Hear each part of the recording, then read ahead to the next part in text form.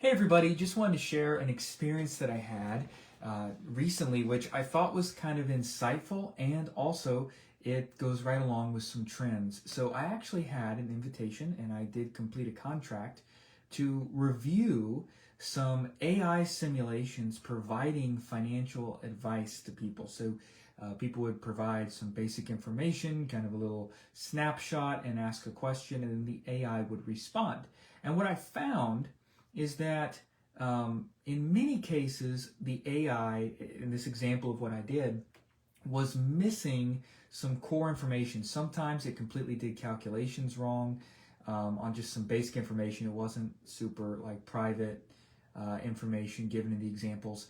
And also several times it provided some financial education pieces that were general information but weren't that related in many cases. Out of the 9 scenarios that I assessed and provided feedback and analysis on, only one or two, I guess maybe, but only one really stands out as having been good enough that, okay, really nothing needs to be tweaked here. And the second one was fairly good as well. The other 7 out of 9 got information wrong. They calculated things incorrectly. It simply threw some things into a grid or provided even some inaccurate advice. So I just want to throw that out there. If you're using AI to generate or brainstorm ideas for how to reduce your debt or how to save money, it's not that you won't necessarily get some good brainstorming ideas to get the ball rolling, but it is not the same as having someone work with it, with your question with you. A human interaction is different, and human analysis can go a step beyond AI. So I'm not saying that AI doesn't have any role to play. I will, again, say, as I always say, don't put personal information in AI, though, if you're asking questions, because when you do that, you're getting your information out there, your private information, into the interwebs, into the groupthink, if you will, kind of like you would not want to share your private medical information or medical details with the internet world. Same thing when it comes to using the internet, AI for your financial. But I thought this was kind of interesting. I did thoroughly enjoy this reading and going through different mock scenarios of how an AI would respond. And hopefully I was able to provide some feedback that can enhance the experience of this platform to the end users as well. It was a paid thing that I did, doing the analysis and fulfilling that contract. But it was interesting to me to be able to see things from the side I do as a coach and person in the financial services industry, and then to see how the educational model is spitting stuff out. So essentially it's a computer program, is what AI is, and it's trying to help meet the growing need of people with financial issues. I will say this: the major thing that is in most scenarios, whether it's a real scenario or a simulated scenario that I see, is a lot of people are having trouble living within their means. They're spending way too much on housing is a major one. The other one is student loan debt. Have gone to school, but still aren't really making enough to pay the debt down, or maybe they have a fairly good income, they're living at home or something, but they're not really making a strategy to take care of that debt and eliminate it. The fourth one that I see a lot of times is a high car payment. Look, if you can, sell your car, settle the loan, and buy a paid-for car with cash. It's not about a car being a status symbol. It's about being reliable transportation. It doesn't have to be brand new to be reliable, but that is a major way. If your housing and your transportation are out of whack, your student loan debt, most student loans I see aren't crazy high payments per month. But if you're never paying that off, you'll be paying that small amount for a very long period of time.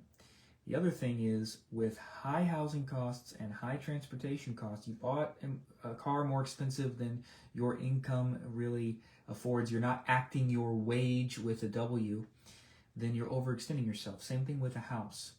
Now, a lot of times people pose this as a scenario of there's 2 options. One option is I can keep making this payment that I can't really afford and hold on to the house and keep being stressed, or the rent payment or whatever, stay in the area I want to stay. If you're living in downtown Manhattan and you're making $36,000 a year, you need to move. That's the simple solution to that. You can't afford to live there.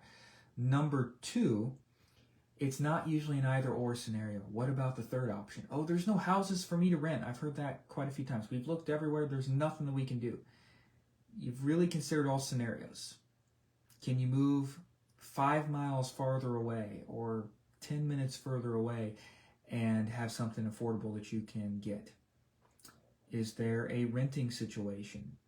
Maybe you're not in a place to buy. Okay. You might not financially be ready to buy. That's not a bad thing. There's a lot of benefits to renting for a period of time too. What about this? If you don't know if you're planning to stay in an area for 5 years or more, it really doesn't make sense to buy a house anyway. You're going to spend the first several years of a traditional loan just paying interest and locking yourself into that mortgage. And if you move quite frequently, renting has a lot of advantages. It also may have a lot of advantages, as an article I shared in the group showed, if you're getting closer to retirement. Not that you necessarily need to live in a senior community. Those can be an option. They can also be very expensive.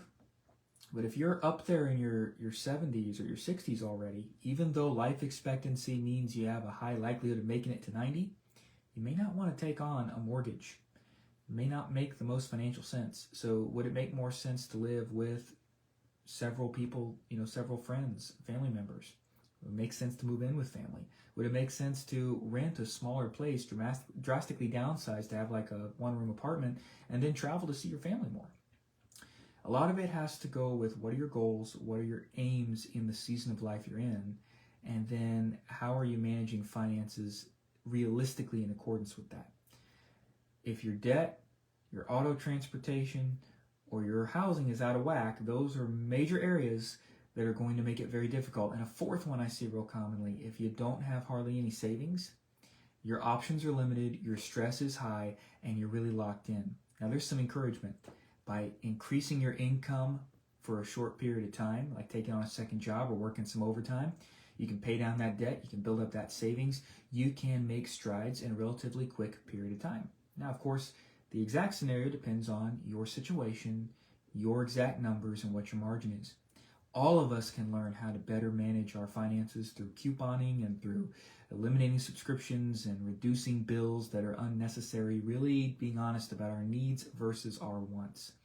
All right, well, there's a couple quick tips for you. I thought this experience was kind of interesting, and it really ties into a lot of financial scenarios that people find themselves in. But the one thing AI cannot do for you is it cannot analyze your situation.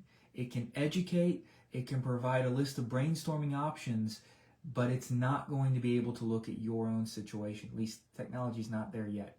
So just a little bit of caution if you're using some type of a system or an app or a service that is assisting you in thinking through those things. It never beats a little bit of real education and real understanding as a human being yourself. Getting that understanding goes a lot longer way. So use it responsibly, use it smartly, don't give it personal information. God bless, and take care.